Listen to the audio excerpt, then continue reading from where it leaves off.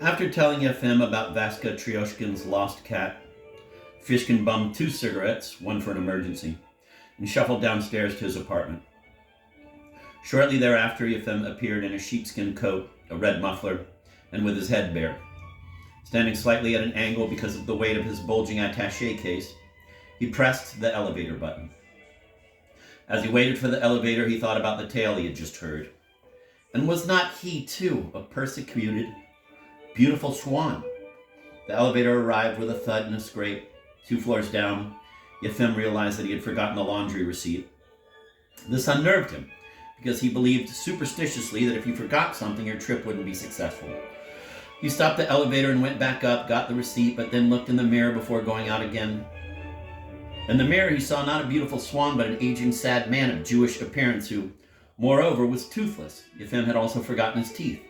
While he was putting his teeth in and clicking them in front of the mirror, someone appropriated the elevator. Yefim, deciding not to wait, took the stairs. As he passed Vaska's apartment, the brown leatherette-covered door opened slightly. In the crack burned the poet's suspicious eye. Where's he going, and why without a hat? Vaska wondered. Yefim noticed his neighbor's eye. He was reluctant to greet him, but nevertheless said hello, submitting to his innate good breeding, and raised his hand to touch his hat. But he touched his bare forehead. He retreated in confusion, smiling foolishly at the poet. Vaska closed the door without a word, went to his study, and made the following entry in a special notebook with an oilcloth cover. Today at 11:45, the Zionist Rocklin on the stairs, despite the fact that the elevator is working, with a large attaché case and no hat.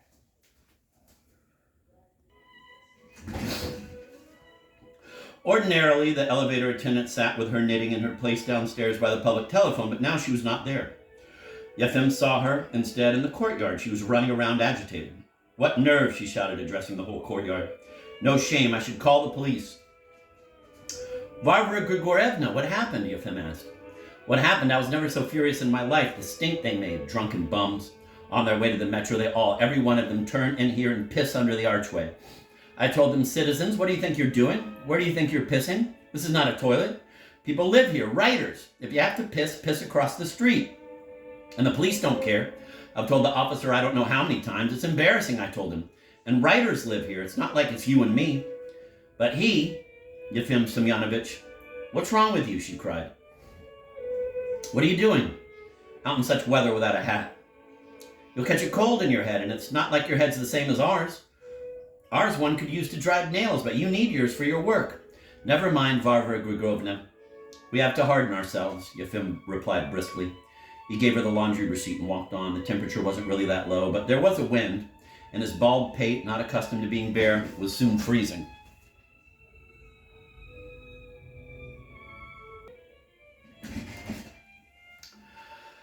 Walking out through the gate, Yefim immediately became part of the constant, disorderly flow of people and vehicles sloshing through the gray mix of snow and salt. The kiosks that stood opposite the apartment house and near the entrance to the metro all had long lines of people waiting patiently, shifting from foot to foot and breathing steam. There was a line for deluxe ice cream in 48 kopeck packets, another for Hungarian peas in glass jars, a third for treasures, cigarettes from Bulgaria. The fourth line, curving, was at the stop for the microbus and shuttled between the airport metro station and the Leningrad Road Farmers Market. The lobby of the co-op was noisier than usual. Several people were pressed around a small desk where a mustached brunette, Serafima Borisovna, was taking an order for carbon paper and East German typewriter ribbons. The poet and songwriter Samarin was showing off a new suit to his round young wife. Feet wide apart, he stood in the middle of the lobby wearing a jacket bristling with pins. A huge fox fur hat perched uncertainly on his head like a burnt haystack. Crawling anxiously back and forth between Samarin's legs was the robust and red-faced tailor, Sonia Zarubin. A measuring tape around his neck, the hum of conversations was periodically drowned out by a dreadful squealing from the basement, where Arkasha Glotov, a sewing machine operator, was grinding porcelain dentures, which he did, of course, on the side, illegally. Though he was fully stocked with carbons, typewriter ribbons, and even finished paper, Yefim elbowed his way to Serafima Borisovna and handed her a guardsman chocolate bar from his attaché case. From her, he learned that the orders for the hats were being processed personally by the director, one Andrei Andreevich Shupov, a new man, strict and principled. Strict and principled meant he didn't take bribes, or at least didn't take them indiscriminately, unlike the old director, whose downfall, indeed, had been that he took bribes from everyone. The old director hadn't fallen very far. However, he had been transferred to the post of director of a writer's lodge outside Moscow, where, again, he didn't live on his salary alone.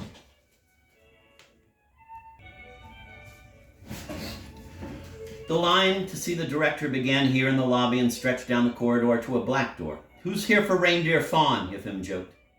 The last in line was the humorist Yerofeev, a dour older man with a scar on his left cheek. "For Fawn, my friend, one does not stand in line," he lectured. "Fawn is brought to one's house with a thank you and a bow.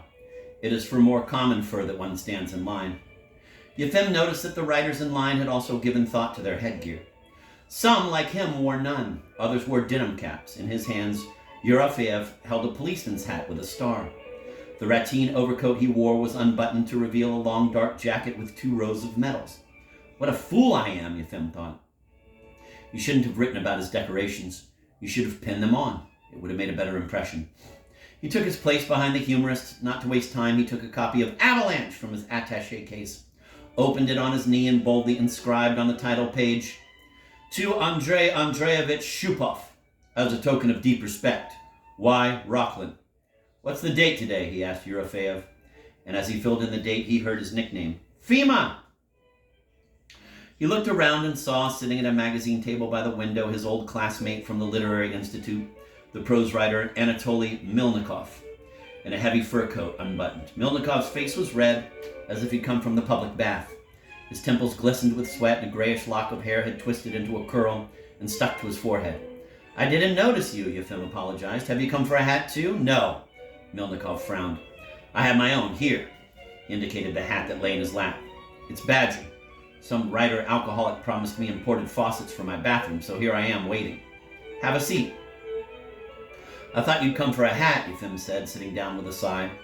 "I have a hat too, Wolf, a gift from the reindeer breeders. But if they're giving them away, why not take one?" "Oh, you mean the hats they make here? I got mine a couple of months ago. Gave it to my nephew. When he saw that muskrat, he took a fancy to it." "They gave you muskrat?" Yefim asked in surprise. "Yes, muskrat. Why?" "Oh, nothing," Yefim said, lowering his eyes. "They gave Kostya Baranov a rabbit, but you're a living classic." Milnikov's career had blossomed where Yefim's had not. Even though Milnikov didn't write much about decent people, didn't write a lot, and was more panned than praised by the press. But Milnikov's books, panned, attracted attention and had been translated into several languages, and the authorities had to reckon with this. Milnikov continued to be published and was even allowed abroad, both as a member of various delegations and as an individual. Observing Milnikov's career, Yefim concluded that occasionally provoking official displeasure could prove advantageous, as long as you knew how to keep your balance. Recognition from the critics actually meant nothing. You were praised, but you were despised. On his foreign royalties, Milnikov had bought himself an export-grade Volga. Other writers drove Zigulis, at best, and a videotape recorder. At home, he treated his guests to whiskey and gin. Now he was telling Yefim about his recent trip to London, where he had delivered a couple of lectures, given interviews, seen the latest porno masterpiece, and even appeared on the BBC. He had been, he said, a howling success in London. "The Times called me a modern Chekhov," Milnikov confided, and The Guardian had a very favorable review. He was about to produce the review and read it, but Yefim's turn came. He was summoned in to see the director. Entering the director's office, Yefim saw behind the heavy desk and beneath the poster with Politburo portraits, a man with a wooden face. "Greetings, Andrei Andreevich," Yefim exclaimed, cheerfully bobbing his head to present an image of natural, easy, open affability. But under the director's heavy gaze, he shriveled and felt his face crinkle into a miserable, servile smile. The director said nothing. Listing to one side under the weight of his attaché case and feeling an awful fidgetiness throughout his body, Yefim advanced toward the desk, smiling and bowing absurdly as he walked.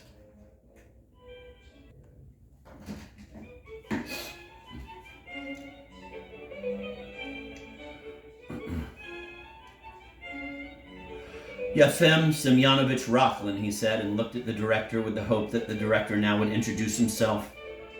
But Andrei Andreevich only stared at Yefim. He did not answer, did not rise.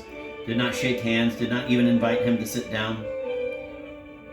Usually, co-op supervisors were more polite to writers.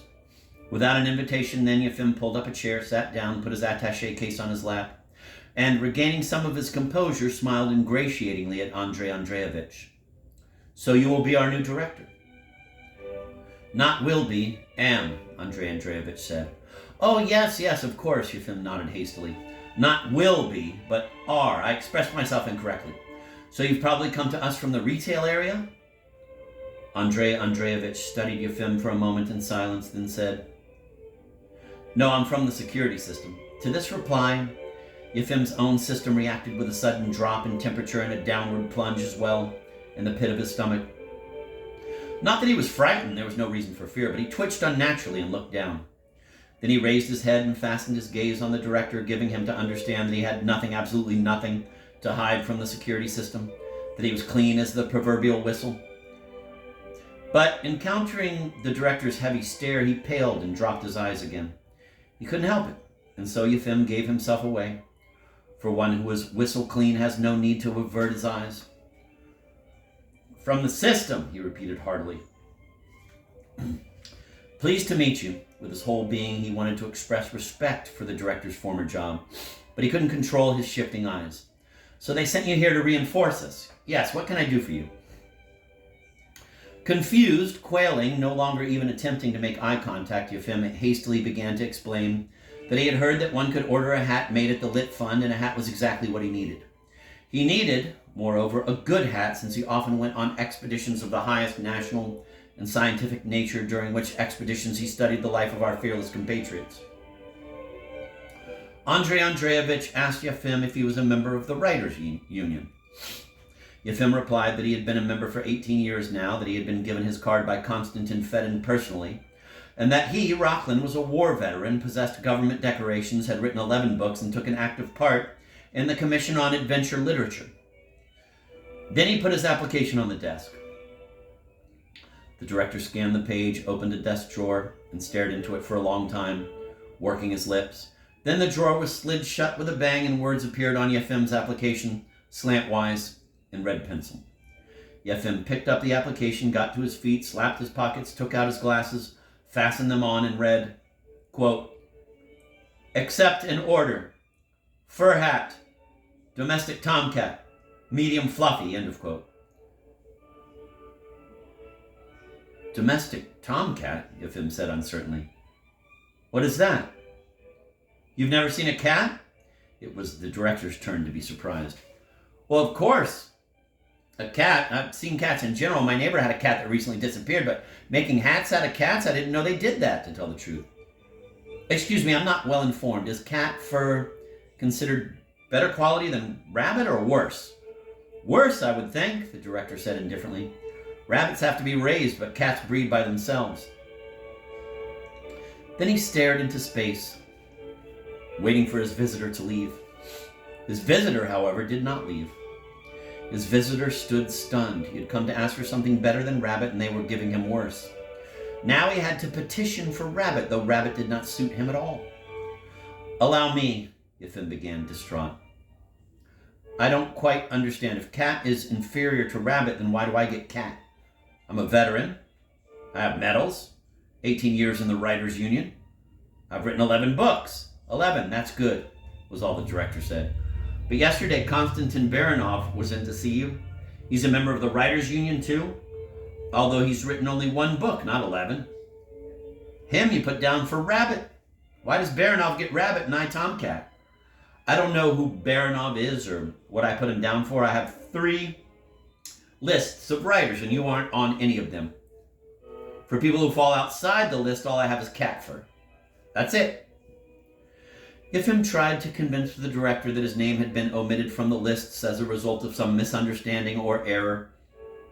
He mentioned again his length of service, the number of books he had published, his military past, but Andrei Andreevich folded his arms on his chest, waiting for his visitor to talk himself out and leave.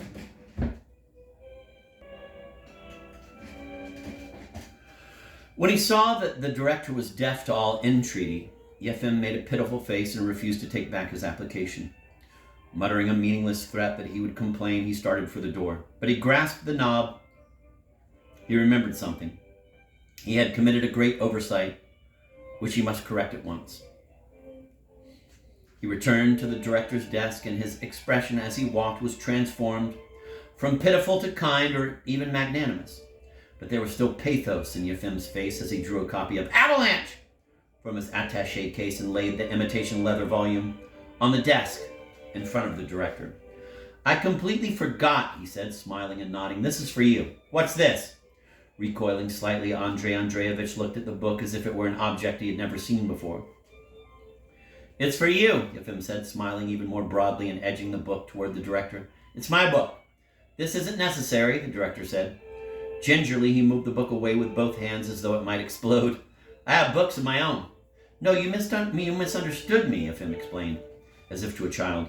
"It isn't just any book, it's my book. I'm the one who wrote it." "I understand, but it's not necessary," the director said. But what do you mean?" Yefim stammered. "This isn't a bribe, it's a symbolic gift from the author. In token of sincere respect and admiration. What's more, I've inscribed it to you, which makes it a unique copy." "I do not," the director said frostily, "need other people's things, unique or not." "But this isn't a thing," Yefim said in a voice almost tearful. "It's a book. It has spiritual value, especially with an author's autograph. Nobody would refuse. I even gave one to a minister."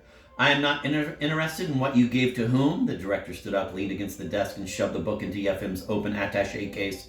"Take it away. Don't keep me any longer from my work." Insulted, injured, spurned, Yefim left the office on unsteady legs. "Well, how did it go?"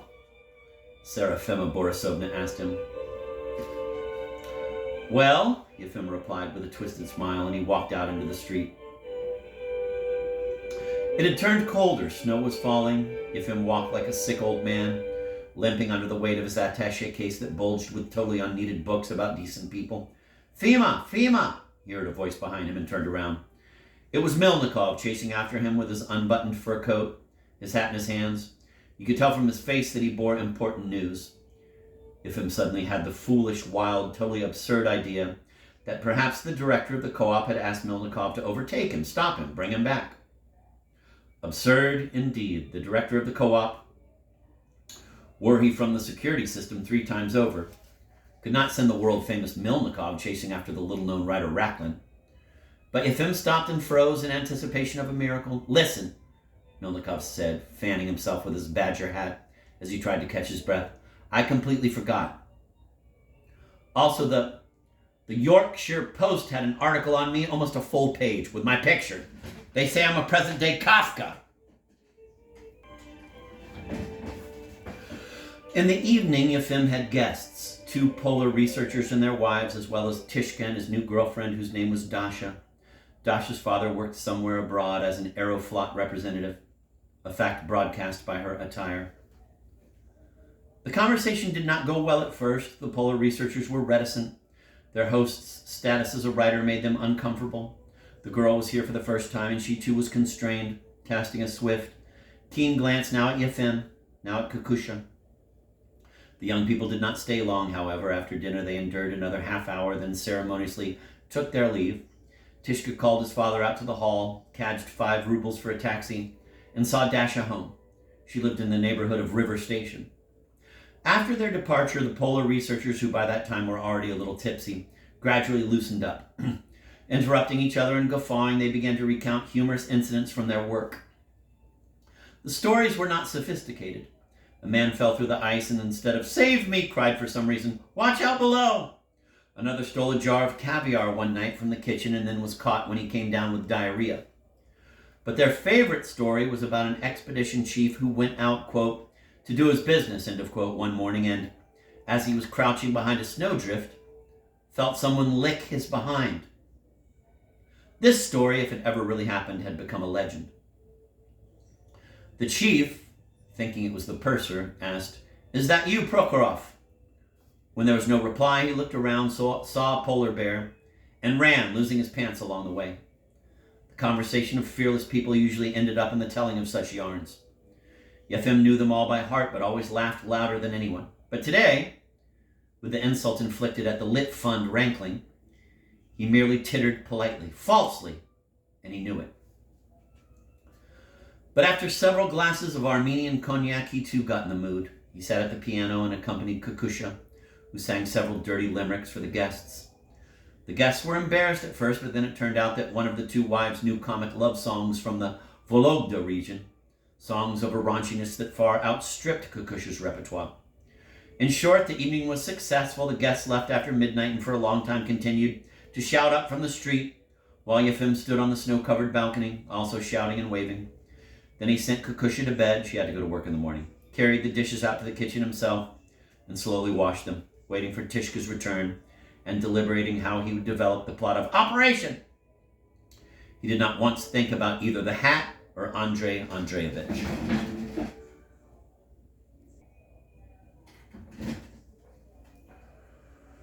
Tishka came in shortly after 2, refused tea, and went to his room. At 2:45, Yefim crept under the covers with Kukusha, who slept peacefully with her face to the wall. Yefim, lying against her back, felt a surge of desire. Despite his age and high blood pressure, he was still virile and pestered Kukusha more often than she liked. Not wanting to wake his wife too abruptly, he began to stroke her, gradually progressing from the upper erogenous zones to the lower. Following a scheme he had learned from the photocopy of an American marriage manual that was circulating in Samizdat. Yefim had discovered the photocopy one day in the bottom drawer of Tishka's desk, had studied it with a dictionary at his side, and had copied the main principles into his notebook in code. Reaching the target of his lust and using a finger as instructed, he succeeded in getting Kukusha to breathe irregularly, though she wasn't awake. When she turned over on her back with a sigh, he immediately took charge of the situation and went to work, his bald head bobbing steadily. He had lived with Kukusha for about 3 decades, but he still loved her physically. His former passion was gone, but it had been replaced by a regularly occurring, leisurely, and slowly increasing enjoyment, an enjoyment that began with a general lightheadedness and the sensation of sailing away. Now, too, it seemed to Yefim that he was sailing away, that he was Captain Kolomitsev, feet wide apart, standing on the bridge, an old salt with white temples and a fierce light in his squinting gray eyes. All around were frothy waves, a stormy sea. Ragged, low-flying clouds gathered together turned into white swans that glided smoothly and slowly overhead, and he rose to meet them and sailed along with them. "So what did they tell you about the hat?" Kukusha asked suddenly, loudly, unexpectedly, and it was as if she had shot him out of the sky. "What?" he asked. And although he didn't stop what he was doing, he lost the rhythm, started fluttering like a bird with a broken wing. "What?" Kukusha repeated sharply. "Did they tell you at the co-op?" It was not, of course, their first conversation of this kind. Kukusha often opened discussions in this position, discussions about such everyday problems as rearranging the furniture, buying a new refrigerator, or obtaining a season ticket to the swimming pool. Yefim always found it unsettling, but now he was particularly unsettled. A dull ache tightened at the back of his head. "They told me that Milnikov was written up in the London Times, but all I'm getting is Fluffy Tomcat." "Fluffy what?" "Tomcat, ordinary house cat. Even Kostya got rabbit, but I'm getting cat." He tried to complete what he'd begun, but it was not going well at all. "So what did you do?" "I was upset," Yefim said. "I left." "You left?" "Yes." "Wonderful." And Kukusha slid out from under him and turned to the wall. It was not the first time she had shown her displeasure this way.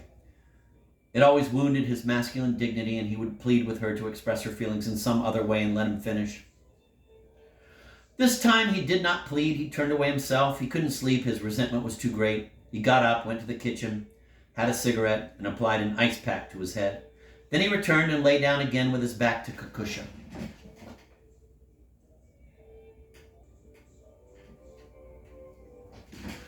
In the morning, he gave Tishka breakfast, drank some coffee himself, and went to his study. He heard Kukusha get up and walk around, slamming the doors and dropping things for his benefit. Finally, she couldn't restrain herself, and already in her fur coat, marched in on him. "The hat isn't the point. The point is you're a meliorist who never stands up for himself. You've sunk so low in the eyes of everyone, they won't even give you rabbit." Yefim stared dumbly out the window. He could see only the dirty sky, the rime-covered treetops, and the roof of the film workers' cooperative apartment building. Roped to the film workers' chimney, a man was fussing with a television antenna. If I were in your shoes, I'd call Karetnikov.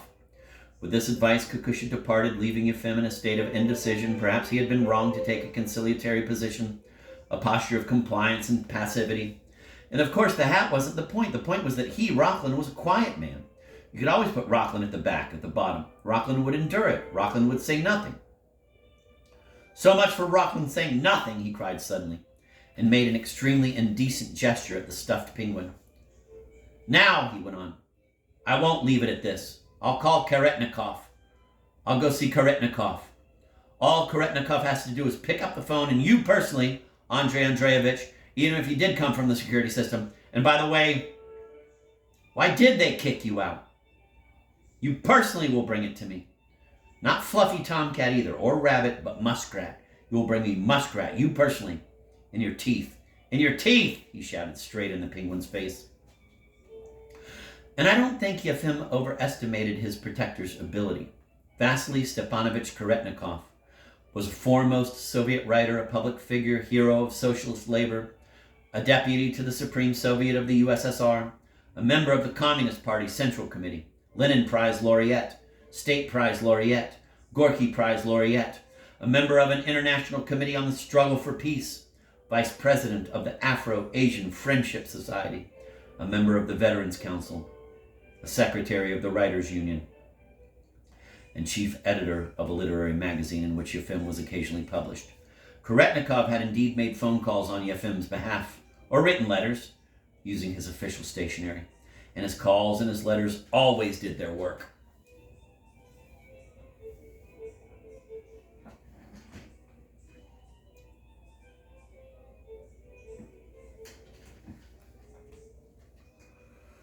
Karetnikov, however, happened to be away. His wife, Larissa Yevgenyevna, said that he was traveling in Africa. After Africa, he would be in Paris for a meeting of some UNESCO commission. He would be back in about 3 weeks. But if Yefim waited 3 weeks, the orders would all be taken, and even the rabbit fur would be all cut.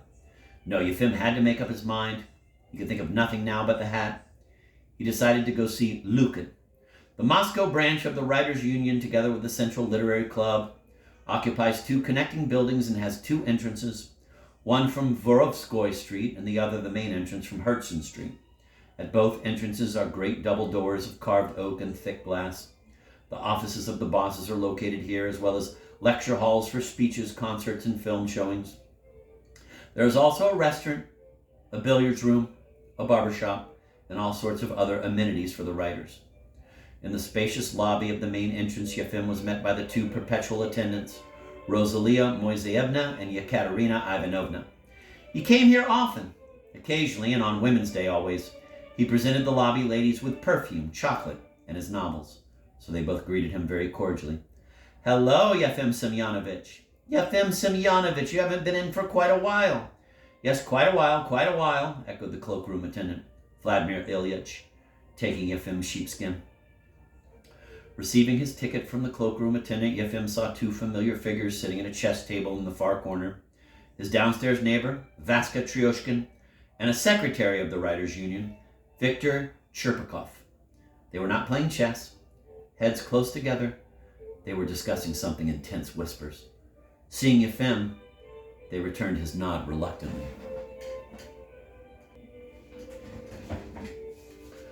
Yefim put his ticket in the side pocket of his jacket, picked up his attaché case, and headed for the stairs leading to the 2nd floor. There, Tryoshkin said, following Yefim with a long, heavy stare. My tomcat disappears, and they give him a hat made of tomcat fur. How am I to interpret that? If we sit here long enough doing nothing, they'll make hats out of us too, Cherpakov said. This was the continuation of a topic they had begun back in the restaurant and now resumed here in the corner. Not only did Cherpakov not dispel Tryoshkin's fears about Hebraization, but he asserted that Tryoshkin was underestimating rather than exaggerating the extent of the international Jewish conspiracy. According to Cherpakov, the Jews had taken over not only America and the other countries of the West, but they were virtually running the General Staff, the KGB, and even the Politburo. The Politburo? That's going a little far, Tryoshkin said doubtfully. There are no Zionists there. Zionists, no. Freemasons, yes. And the Freemasons are controlled by the Zionists. What salvation is there? Tryoshkin asked in horror. None, Sherpikov replied. Unless we exterminate them one by one. You'd never exterminate them all, Tryushkin sighed. Not all, perhaps, but at least a few.